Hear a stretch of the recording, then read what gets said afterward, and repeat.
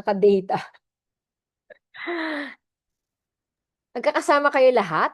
Correct, attorney. 28 kami dito. May kasabay din kami activity tapos nag-pause kami for the mentoring. Ano activity nyo? Ano to, yung sa fellowship din to. Tapos related naman siya sa team building attorney. Tapos meron kaming planning for sustainability. Full ano pala kayo, ha? Oo nga. Na planning. Wait lang, nasend ko yung PowerPoint. Apo, na kay Vin. Oo. Wala pa daw attorney. Nasa sa email address Email address, check ha. mo, Ivan. Ayan, kita ko na. Ayan, thank you. Forward ko kay Vin.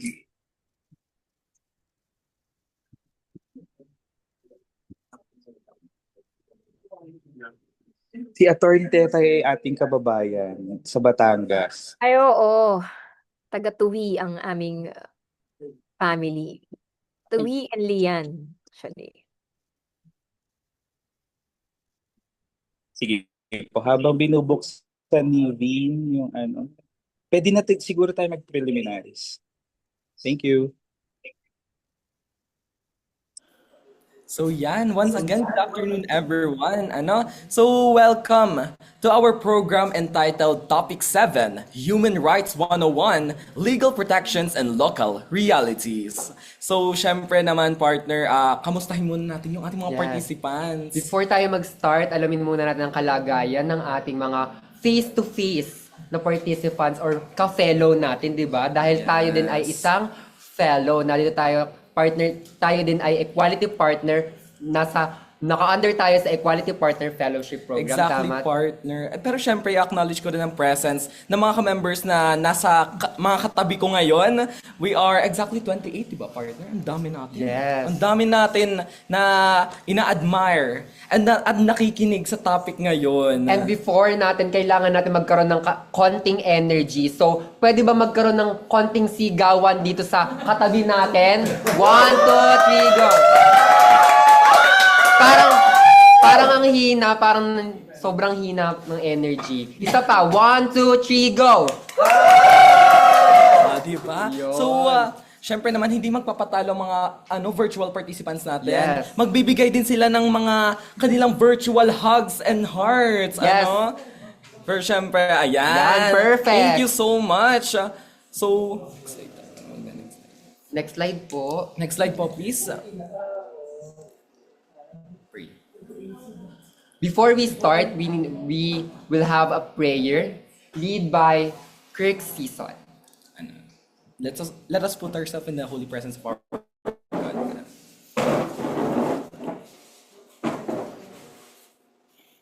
And thank you so much to our host. Let's bow our heads and let's pray, everyone. Panginoon, maraming po salamat sa araw na ito. Panginoon, maraming po salamat kasi binigyan niyo po kami ng pagkain during our lunch and breakfast. Panginoon, maraming salamat din po sa mga taong naging isip, naging pundasyon ng Wagayway Equality. Ganun na rin po ng Volunteers Academy na siyang nagtipon-tipon sa lahat ng volunteers para makapagsama-sama ngayong araw, magkaroon ng buong 2 araw to spend time together, to get to know each other, and to rekindle their passion to their own advocacies, Panginoon. Maraming po salamat, Panginoon, kayo po nang bahala sa amin. Protektahan niyo po kami sa aming kanya-kanyang daan or daan, at kayo na rin po, Panginoon, ang bahala sa mga pagsubok na pinagdadaanan namin individually or personally, Panginoon. Panginoon, naman po, Panginoon, pagtapos ng training na ito or pagkatapos ng fellowship na ito ay mas madami pa kaming matutunan na kaya namin i-share sa mundo, Panginoon. Kayo po, Panginoon, ang bahala sa amin. Huwag niyo po kami pababayaan. Kailangan mo po, Panginoon, namin sa magdalang sa Panginoon at nasa sa aming tagapagligtas. Amen. Amen. Ayan, Thank you, Lord, talaga, no? Dahil tayo ay live na live dito sa Puerto Galera at kumpleto Exactly. ang ating mga partner, di Yes, ba? mga ka-partners Yes. natin. Pero syempre, bago tayo mag-start, alam ko naman nakakain ng everyone. At alam ko din na medyo busog pa sila. Pero syempre naman, para hindi sila antukin, let's give them a little energizer, Yes, partner. dapat talaga may energy dahil Yes. nandito tayo sa Puerto Galera at kailangan pa natin ng energy dahil aabot ang ating ang ating event hanggang gabi, di Yes, ba? alam kong part. Pero ano kaya ang ating energizer? Next slide po kaya. Ano kaya magiging energizer natin? Ay, Four picks, one word. Bagong-bago. Bagong-bago at ngayon nyo lang mapapakinig to. Ano? So, syempre naman, since hindi naman natin kailangan pala anuhin yan, hindi natin kailangan explain kung ano mechanics niyan. So, syempre, let us be cooperative, mag-participate kayo sa mga ano natin. Alam ko tatlong ang numbers to, di ba? Tatlong items to. 3 items. 3 items. So, Siyempre, 3 taong kailangan sumagot nun. yes. So sa mga chat box, pabilisan na lang tayo, ano? Mabilis na mabilis. Ang pinakamabilis ay may papremyo. Wala tayong ano tayo. Okay, so let us see the first pictures. First picture tayo. Hi. Ano yan? Parang may mga martilyo ba yan o ano? Taray. May ano? May sumagot sa ating face-to-face. Justice daw. Tama ba ang justice? Tama ba, Justice? Ay, come Dahil dyan, on. papalakpakan siya ng ating face-to-face audience. Yes. Okay. Of course.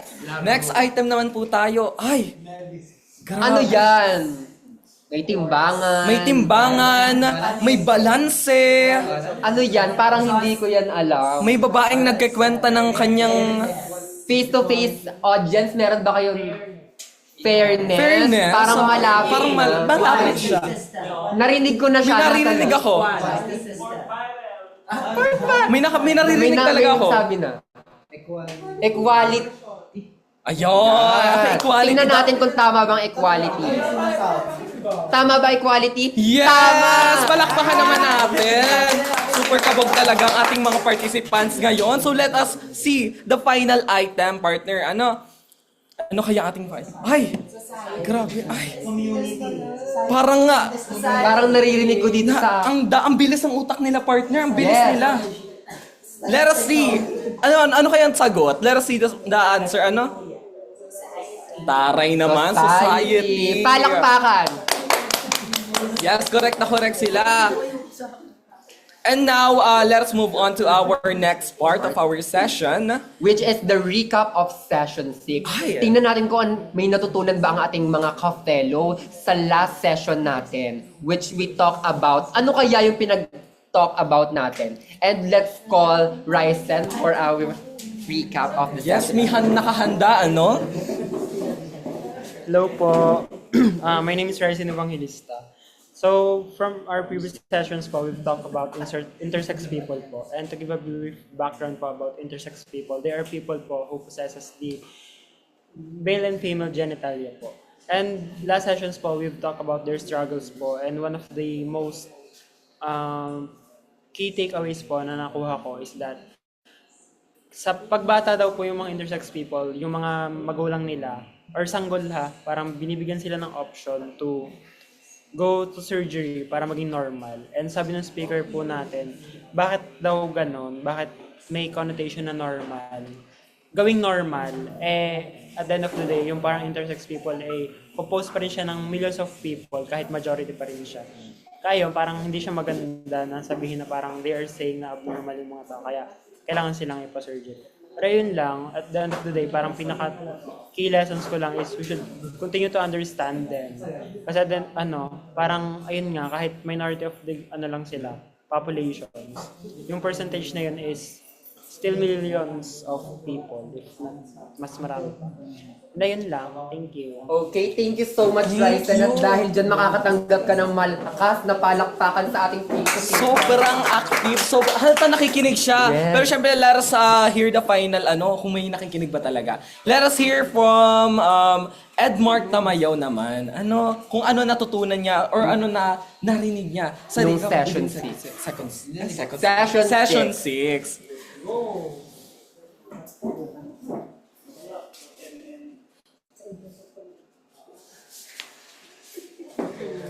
So, ayun naman po, naintindihan ko naman po sa intersex, nagkwento po yung si Sir Jan about sa kanyang experience nung pagkabata. Yun nga po, parang hindi naman po agad na resolusyonan dahil wala din naman po silang pera bago yun nga po, yung iba naman pong may pera para pong pinangungunahan sila ng doktor na siya sa ganito na, ito na lang ang tagtagin dahil mas madaling tagtagin to.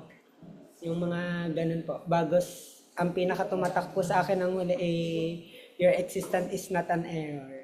Yun lamang po.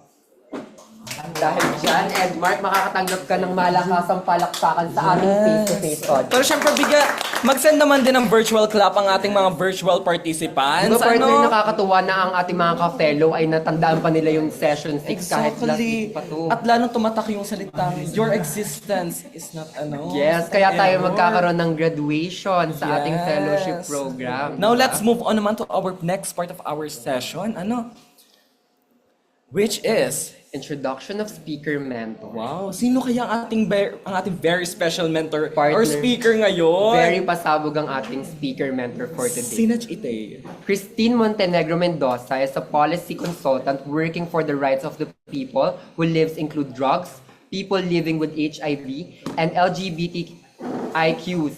She is one of the founding members and currently the policy advocacy officer of Street Law PH, an organization of lawyers and advocates working for humane drug policies based on principles of harm reduction, social justice, and human rights. She is also lead convener of Drug Policy Reform Initiative, which aims to change the narratives on drug and drug use towards public health, social welfare, and community empowerment. She studied political science and earned her Juris Doctor degree from UP Diliman. She became a member of the Integrated Bar of the Philippines in 2006. Wow. So, wag na natin magpaantay pa, ano? Let's give her a big round of applause. Ano?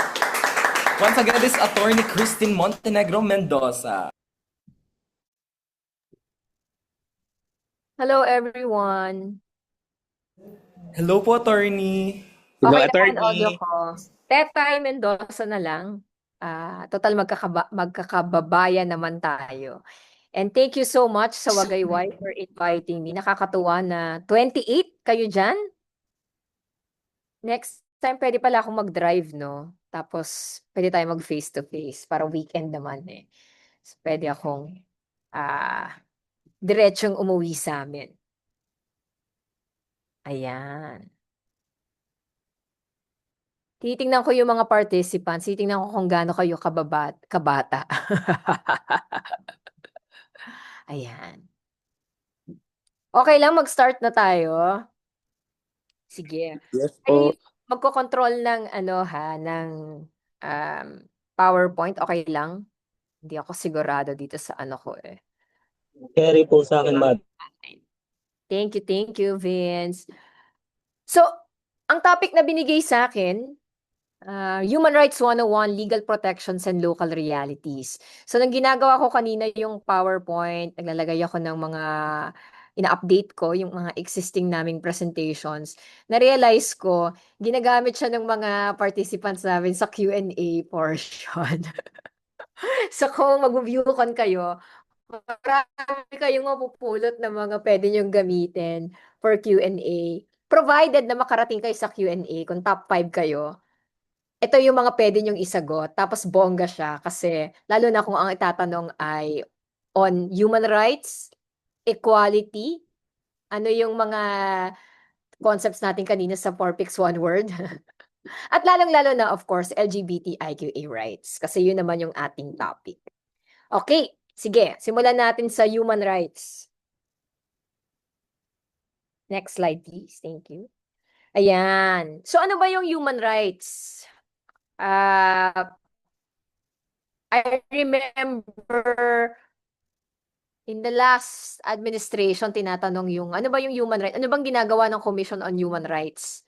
At vague kasi yung concept ng human rights. It's really very abstract. At hindi siya kagaya ng mga batas. So, iba yung mga batas na ginagawa ng mga kongresista. Kasi yon may penalties. May kulong, may fine, merong strictly pinagbabawal. Ang human rights, it's the basic dignity of every person. Sinasabi na every human being has a right. Inherent siya eh. Pag pinanganak ka, meron ka na nun. Entitled ka na nun. Hindi mo na kailangan mag-perform. Hindi mo na kailangang makamit ng certain grades. Hindi mo na kailangang maka-gain ng certain property or level of income, socioeconomic background. Kahit sino ka pa, basta pinanganak ka, buhay ka, meron kang human rights. So it's basic dignity of every person. Ang importante sa human rights, at nasa constitution natin yan, mamaya dadaanan natin, that they prescribe what government must do and what they must refrain from doing to respect that dignity. So, prohibition siya dun sa government. Kasi ang usual na binibigyan or usual na ine-emphasize ng human rights, lalo na yung mga minority. Remember, ang government, ine-elect siya ng majority, di ba? So lahat nung mga government official, yung mga gumagawa ng batas, nire-reflect yan yung norms and standards and priorities ng mga majority. Yung human rights, protection nating mga minority.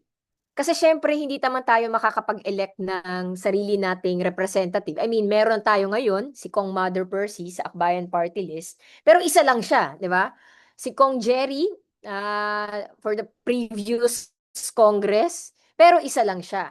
So minority pa rin siya doon sa House of Representatives, sa Senate wala nga tayong representative. Pero because may human rights, kahit hindi tayo part ng majority, basic dignity ng bawat tao yung pinangahawakan natin. Ibig sabihin, yung majority, hindi nila pwedeng gawing illegal yung ating existence. Gets ba yun?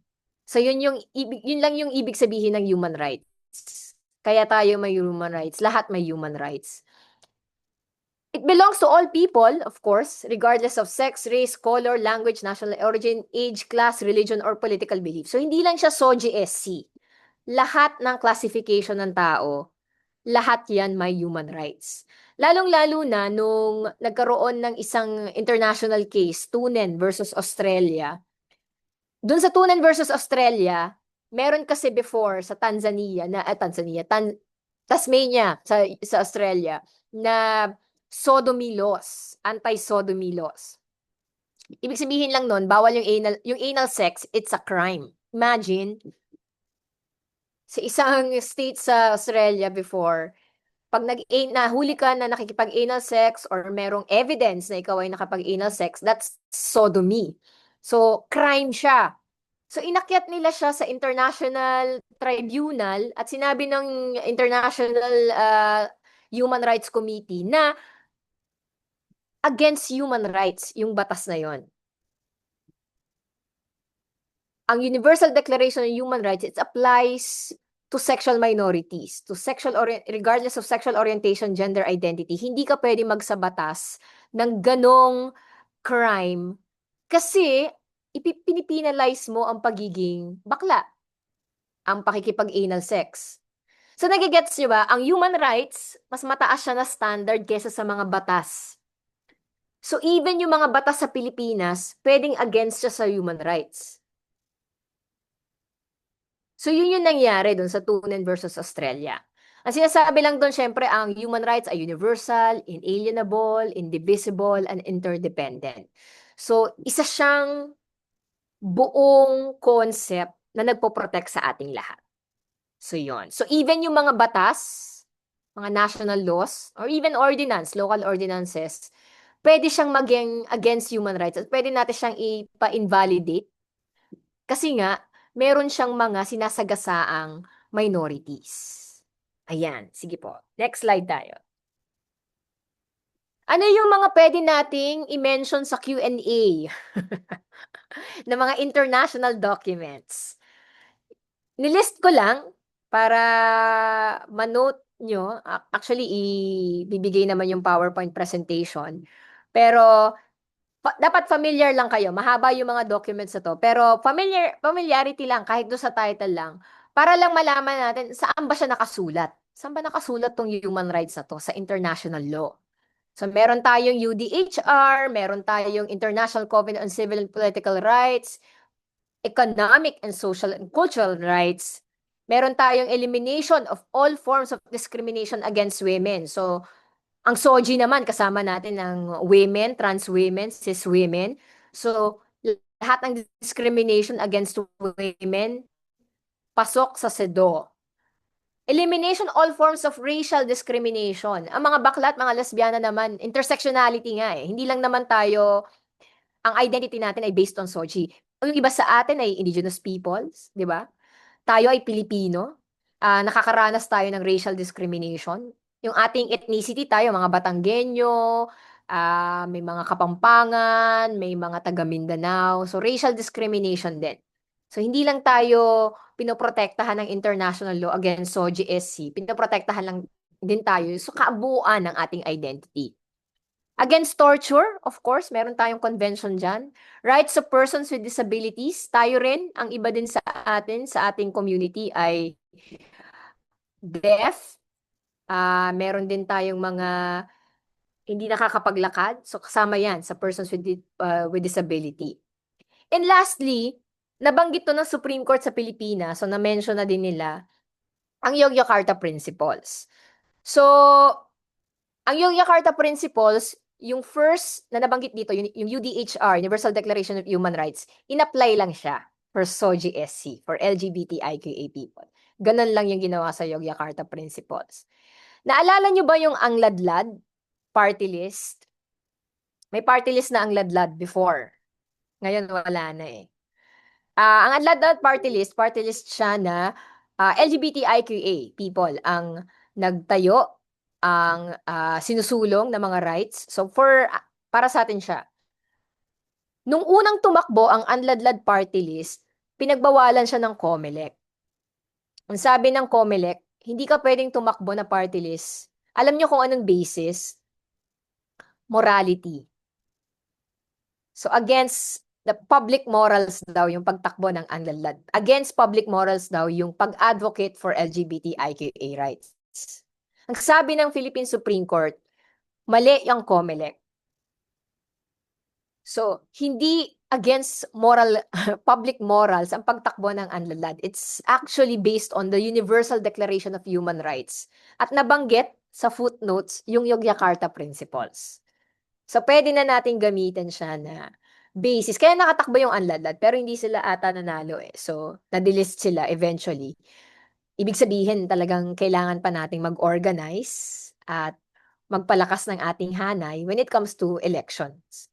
Pero ito, yung mga international convention na pwede nating i-mention pag tinatanong tayo, ano bang basis nyo? Ano bang pinangahawakan ng LGBTIQA community? Nasaan ba yung human rights? Saan siya nakasulat? Yan siya. Sige po, next slide. Yung Philippine Constitution, meron ba tayong mga human rights provision sa 1987 Philippine Constitution? Of course. So yung Universal Declaration of Human Rights, kinopy-paste natin siya, ginawa natin siya, nilagay natin siya sa 1987 Philippine Constitution. So meron tayo ditong, no person shall be deprived of life, liberty, and property without due process of law. Equal protection of the laws, importante to. Ibig sabihin, lahat tayo pantay-pantay sa mata ng batas. Kahit ano pa yung iyong SOGI-SC. The right of people to human dignity, ipinaglalaban din natin yan. Nasa Constitution naman siya eh. At saka yung, the state values the dignity of every human person and guarantees full respect for human rights. So, alam ko mga pinanganak na kayo after the 1987 Constitution, pero, ibig lang sabihin nito, matagal na nasa 1987 Constitution natin yung human rights at equal protection of the laws. Yung equality, pagkakapantay-pantay, at yung ating basic dignity. Sige po. Ano naman yung mga batas? So, international law, Philippine Constitution, Philippine laws. May hierarchy rin kasi yan eh. So, international law muna, tapos yung Philippine Constitution, tapos bababa tayo dun sa Philippine laws. Ano naman yung sinasabi ng Philippine laws? Next slide, please. Unfortunately, wala pa tayong at pinaglalaban natin to for 25 years now, baka kasing edad nyo na, yung unang-unang version ng SOGI Equality Bill. Sana ngayong 20th Congress, ito na yung time na mapapasa natin siya. Pero yun talaga, yung very specific anti-discrimination law at national policy siya. So, i-cover niya lahat. Pero habang wala pa tayo nun, meron tayong mga Philippine laws and issuances na pwede natin gamitin to protect our rights. So, meron na dyan tayong Anti-Sexual Harassment Act. In-update siya ng Safe Spaces Act. Meron din tayong HIV and AIDS Law of 2018. Meron tayong mga anti-discrimination ordinances. Mamaya, i-discuss ko yung isa na pinaka-relevant sa atin. Meron tayong use of gender-fair language and courtroom etiquette. O, di ba? At saka Financial Products and Services Consumer Protection Act. At syempre, yung Republic versus Kagandahan. Balikan ko lang yung Safe Spaces Act. So, sa Anti-Sexual Harassment Act, nag-a-apply lang kasi siya sa teacher, student, mga mentor-mentee, sa employer-employee, trainer-trainee. So, merong ganong relationships. Pero sa Safe Spaces Act, pwedeng peers. Ibig sabihin, pwede kang harasin. Kung ikaw ay teacher, pwede kang maharas sa estudyante mo. Wala na yung ganong, meron lang siya sa Anti-Sexual Harassment Act. Pero sa Safe Spaces Act, peer-to-peer harassment siya. Yun yung pinagbabawal. Nandito na rin, ano yung mga prohibited? Yung catcalling, di ba?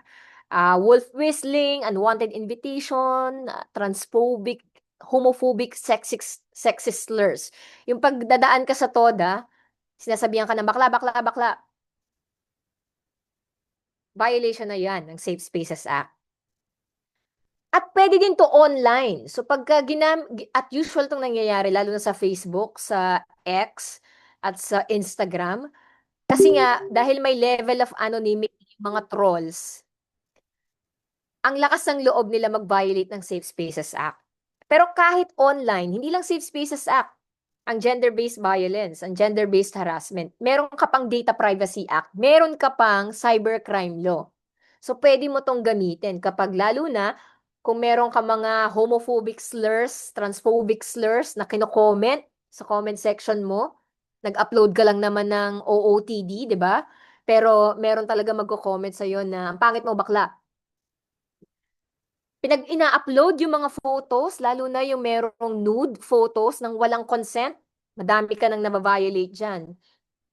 Yung mga media and sexual content na pinopost without, of course, consent or libelous na siya or slanderous, yung paninirang puri sa'yo. Posting lies about victims to harm them. Ang dami kong mga ganyang cases, lalo na pagka yung mag-ex. Tapos, hiwalay na sila, tapos magsisiraan sila on Facebook. Tapos tinatag yung mga pangalan. Abuse reports, false abuse reports to online platforms. So kasama yan dun sa online gender-based harassment na pinagbabawal ng Safe Spaces Act.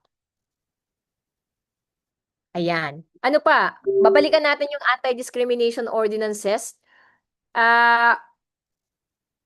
Consumer protection, sa ano lang to, sa financial service providers. So kung bibili kayong stocks, meron kayong mga bonds, meron kayong mga transactions with banks.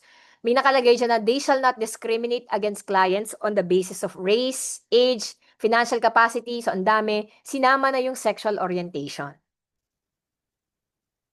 Merong pang nawawala dyan, merong CHED memorandum. Nakita ko kasi mga bagets pa kayo. So baka nag-a-apply pa to sa inyo. May CHED memorandum order na no discrimination in admission and retention of students by reason of sex, sexual orientation, nationality, religion, political affiliation, ethnicity, or physical disability. So bawal mag-expel pag bakla ka. Bawal din mag-discriminate in admission. So dapat ang admission lang, ang requirements lang academic. At syempre, may tuition fee, may mga iba't ibang ano. Pero dapat nag-a-apply siya sa lahat. So kung all-girls school, yan yung magiging gray area. Pwede ka bang tumanggap ng trans woman? Dapat pwede. Kasi sabi ng CHED, no discrimination in admission, di ba? Meron din, of course, sabi nga ni Vincent, merong gender responsive basic education, GBREB, ng DepEd. So, meron na rin siya mga violation na na-document namin. Pero ang sinasabi lang doon ay bawal ang gender-based violence, bawal ang, may anti-bullying act sa mga schools, nakalimutan din natin dito, pero pwede nyo rin siyang gamitin kasi kasama na doon yung sexual orientation, gender identity and expression. Syempre, hindi lang SOGI yung pagkaka-mention, pero may nakalagay kasi sa gender-based responsive education ng DepEd na not all, gender is not just about women and men. May nakalagay doon na may data na karamihan ng mga na-abuse sa schools ay LGBTIQA students. So, in-expand nila yung gender-based responsive education to include LGBTIQA students. Or, dahil nga mga bata pa sila, ang tinatawag natin dyan, gender non-conforming students. Republic versus kagandahan, alam ko may natutulog na. Ang hirap pagka-Zoom, no? Pag Republic versus kagandahan, kanina nabanggit nyo yung lessons nyo on intersex people. Diba? At nagsalita si Kuya Jeff sa inyong mentoring sessions, diba? Si Kuya Jeff rockstar yan. Kasi siya lang ang merong Supreme Court decision at naipanalo niya yan. Kasi yung isa si Ate Meli Silverio, talo siya yung trans woman. Pero si Kuya Jeff, naipanalo niya kasi nga intersex siya, na nakapamili siya ng kanyang gender marker. So siya ngayon ay male. At nakapagpapalit siya ng pangalan. So, kung kayo ay intersex, or sabi ng Supreme Court, may congenital adrenal hyperplasia kayo, pwede kayo magpalit ng pangalan, pwede kayo magpalit ng male to female, female to male, o kung ano man yung preference nyo. Basta intersex kayo. So, at least may ganyan na. Ano pa, yung mga dapat nating malaman? Actually, ito lang yan, Philippine Laws and Issuances. Ang wala lang dito yung CHED Memorandum at saka yung Anti-Bullying Act at saka yung Gender-Based Responsive Education ng DepEd. Sige po, ano yung next slide natin? Pupunta tayo sa inyong pride and joy kasi kayo ang naglabi nito at kayo ang nagtrabaho at naglupa para dito. At nung binabasa ko siya, nire-review ko siya, isa siya sa pinakamagandang version ng Anti-Discrimination Ordinance. Kayo ang nakapunta ako dun sa isa sa mga hearing nito. Naalala nyo yon, Ivan? Nagsalita pa si Ivan. Nandun yung ating mga True. Marami ang ganda rin ng organizing ng Batangas. Anong pangalan ng ating mga medyo nakakatanda ng LGBT or Barako? PILAB po, attorney. Provincial LGBT. Oh, yon. Nandun sila, 'di ba? Nung hini-hear natin siya. Correct po. Napaka-historical ng mga ganong moments. Nakakaiyak pagka nakikita mo siya live at nalalaman mo na this piece of legislation will change lives. At least sa Batangas City. Kasi nga, ordinance lang siya. Pero, ang ganda nung provisions. Sige, next slide. Bakit maganda yung provisions? Tingnan natin. Ang dami nating naipanalo sa Batangas City. Meron kang declaration of policy na sinasabi na ang Batangas City will actively work to eliminate all forms of discrimination. Diba? At they will value the dignity of every person, guarantee full respect for human rights. Sige po. Dinefine din ng ordinance, next slide po, ang discrimination. O, diba? At yan din yung discrimination definition sa SOGI Equality Bill. Ano pa yung mga nandyan? Discrimination, dinefine.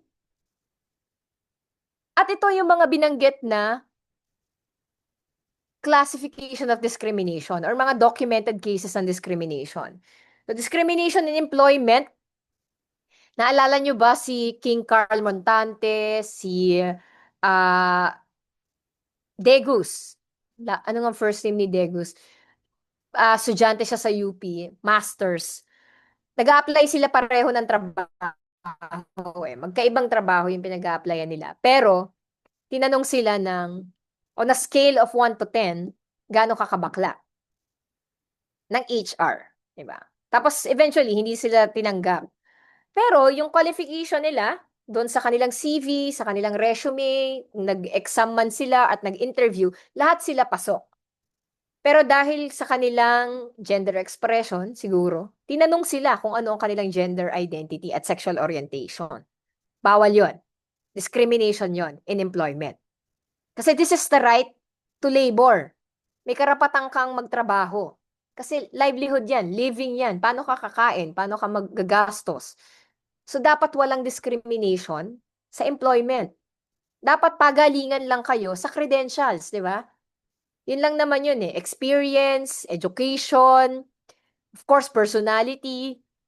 Pero walang kinalaman dun yung sexual orientation and gender identity. Ano namang kinalaman ng jowa mo or gusto mong jowain sa iyong magiging trabaho, di ba? Pero ang daming ganyan, ang daming natatanggal sa trabaho, ang daming hindi natatanggap sa trabaho dahil lang fem or kumikending pag naglalakad or may one time yung aming isang friend ay nagtuturo siya sa high school, siya ay naka-see-through. Trans woman siya eh. Naka-see-through yung kanyang damit. Pero, ano naman, long sleeves, turtleneck.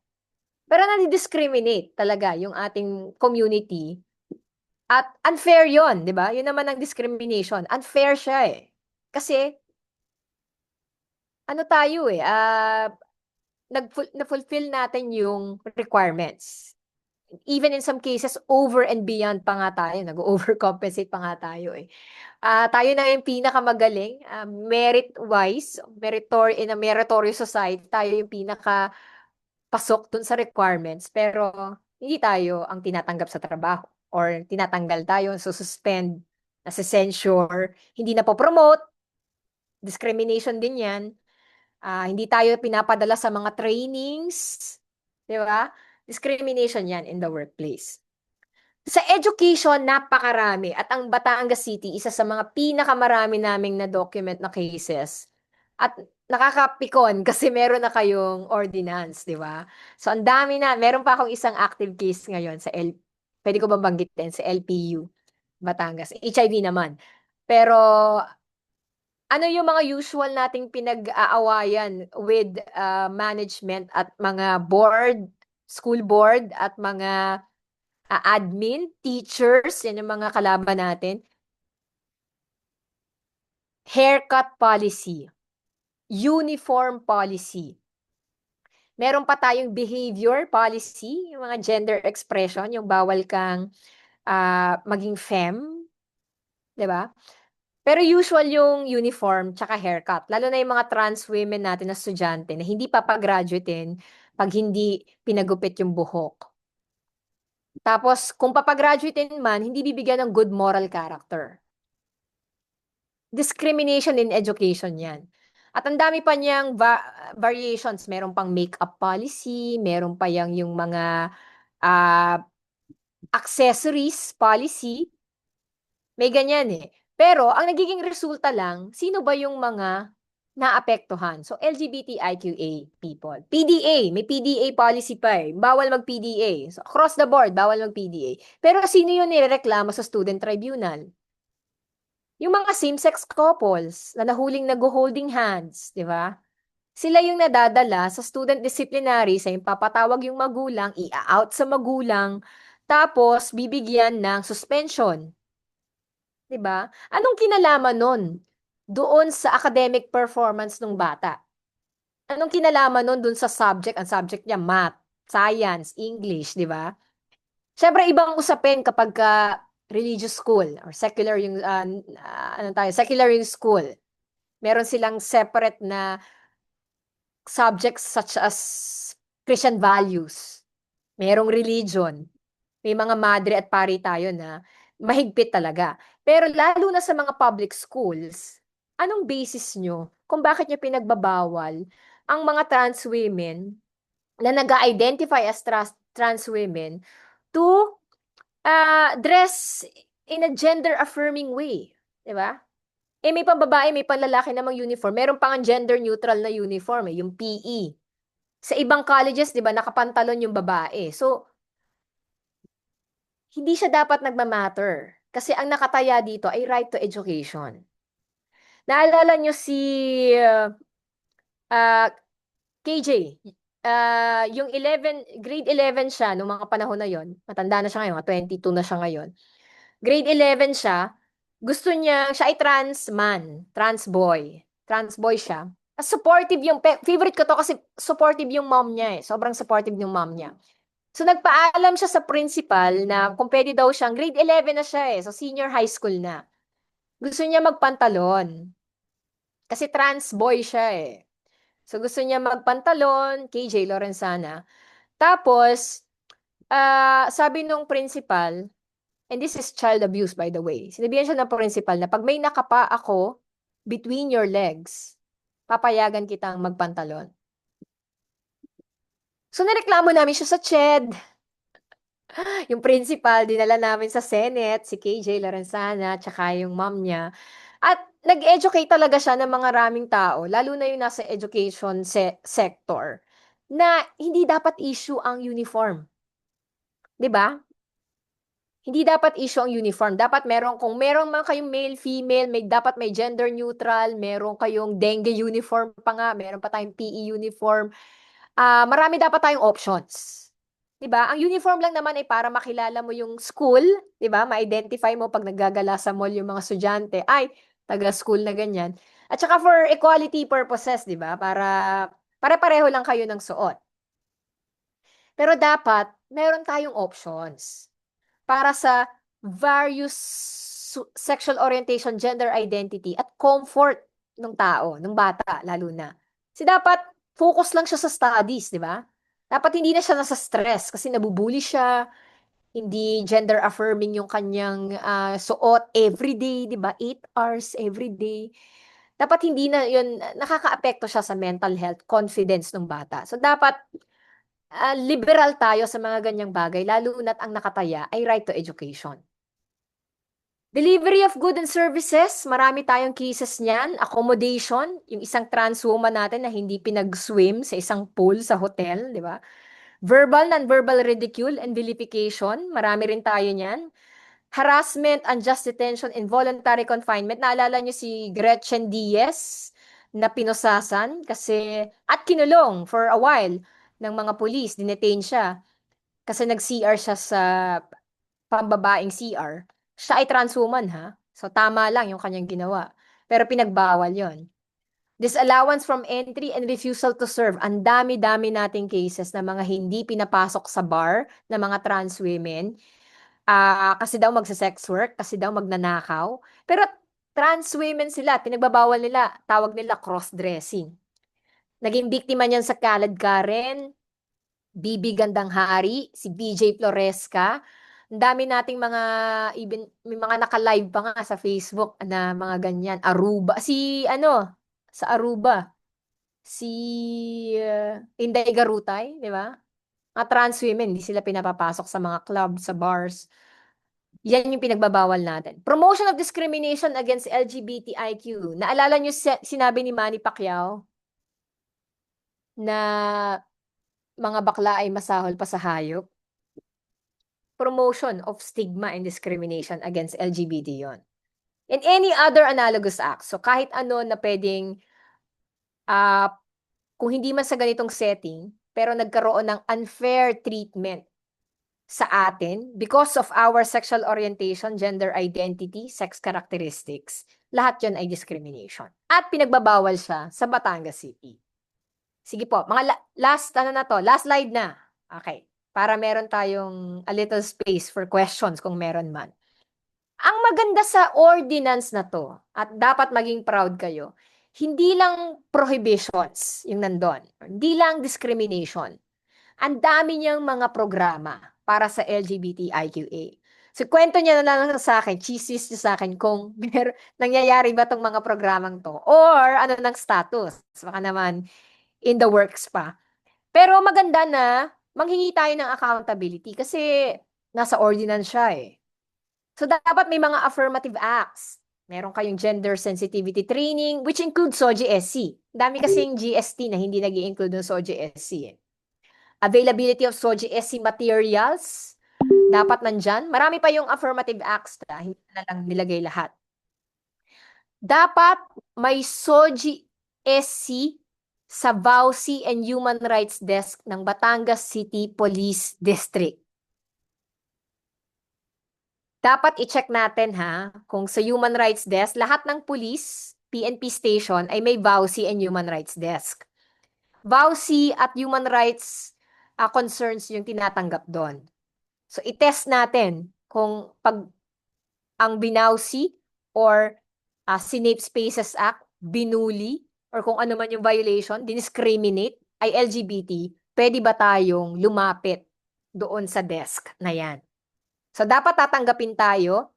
Dapat pwede tayong tulungan na gumawa ng salaysay, ng report, ng blotter, medico-legal. I-assist tayo dapat. Meron tayo dapat, at sana ay member kayo kasi may 4 na sectoral representatives from NGOs, ang Batangas City Pride Council. So sana ay active tayo. Dapat marami tayong mga activities. Pagpunta natin dyan. Meron tayong BCPC. Yan yung Batangas City Pride Council. Hindi lang VAUSI desk sa PNP station. Dapat meron din sa barangay. So, dalawa yan. Dapat dalawa yung pwede yung puntahan. Ano pa? Meron pa tayong commemoration of LGBTIQ events. Ang nakalagay sa ordinance nyo, dapat magse-celebrate kayo ng Pride, World AIDS Day, December 1, at Human Rights Day. So, at least yung 3. So, pwede rin kayo mag-celebrate ng Ida Hobbit, di ba? International Day Against Homophobia, Transphobia, Biphobia, at ibang events. Vows, diba? 18 days to end vow, pwede rin natin siyang i-celebrate. So, awareness raising kasi yung mga ganyang events.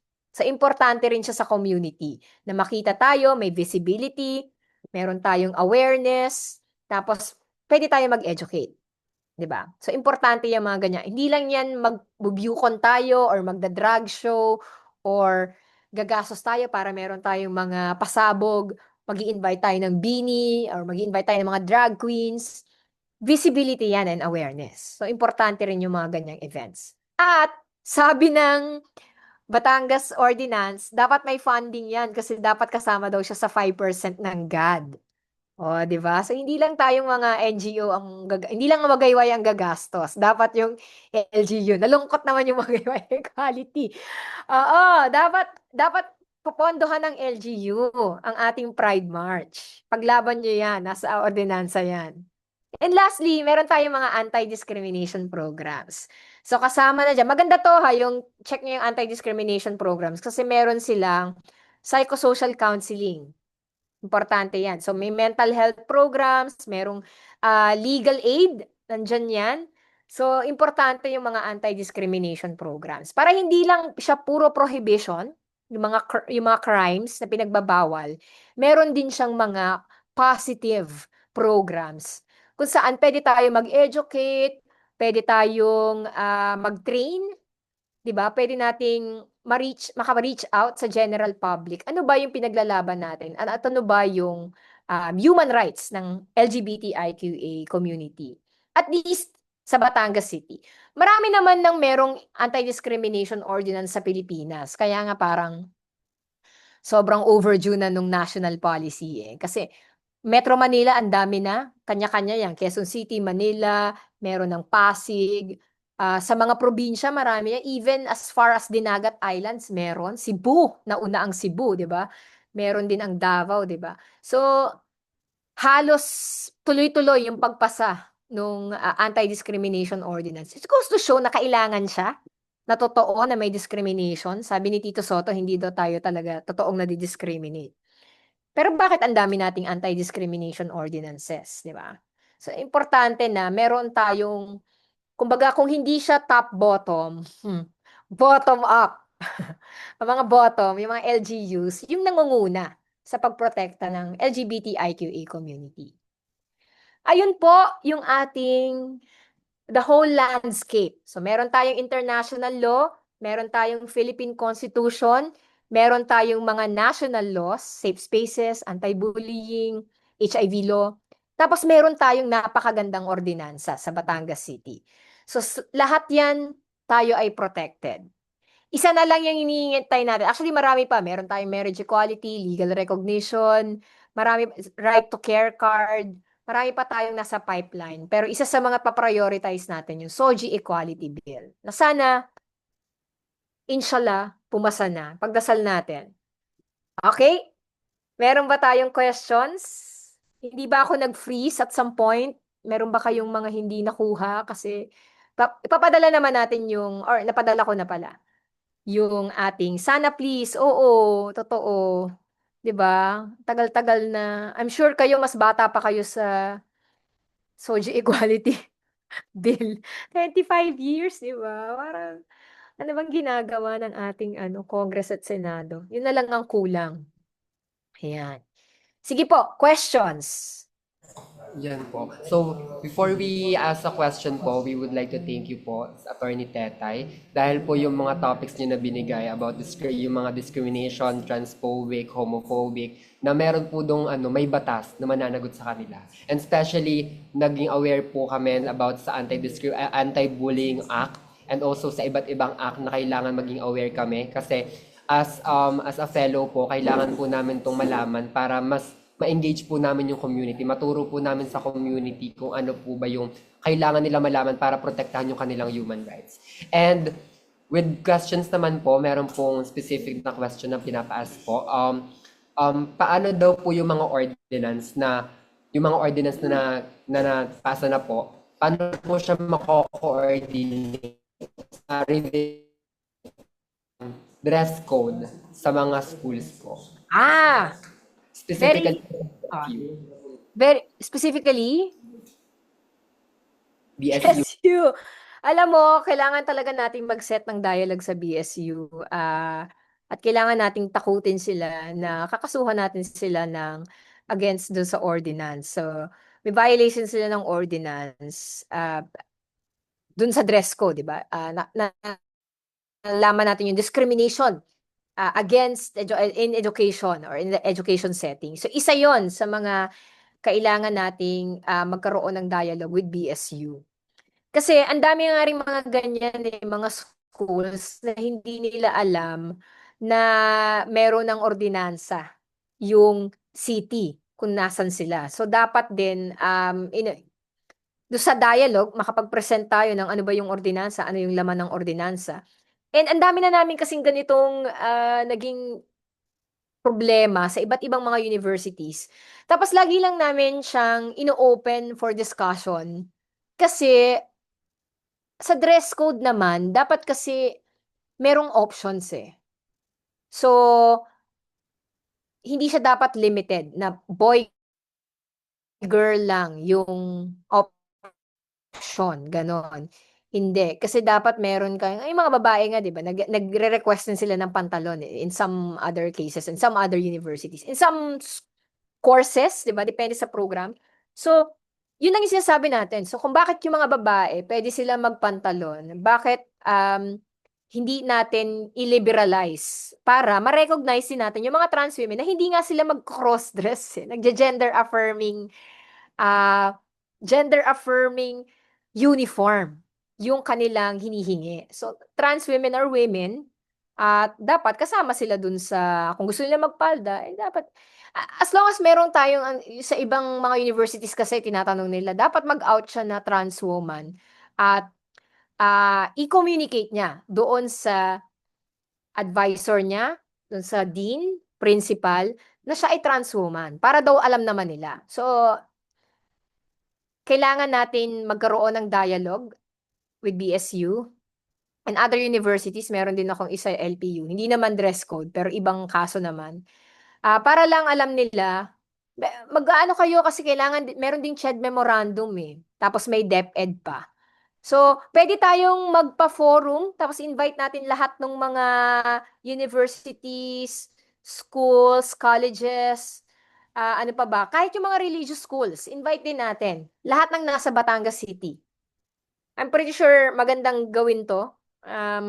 Siguro Pride Month or Pride, malapit na pala. Next year na.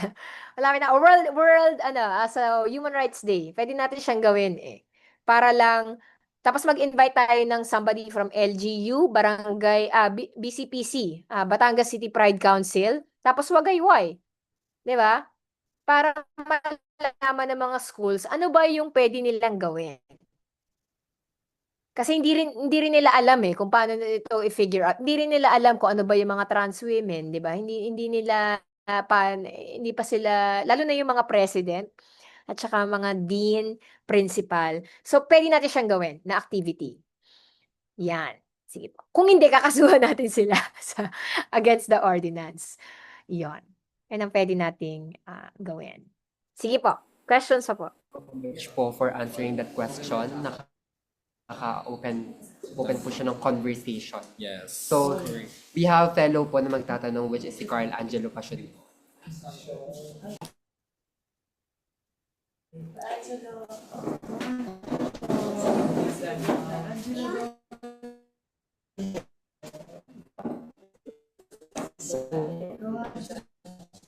Hello po, good afternoon po, ma'am. Na-curious lang po ako regarding po sa CEDAW ordinance. So, paano po nagbago yung Sa ordinance?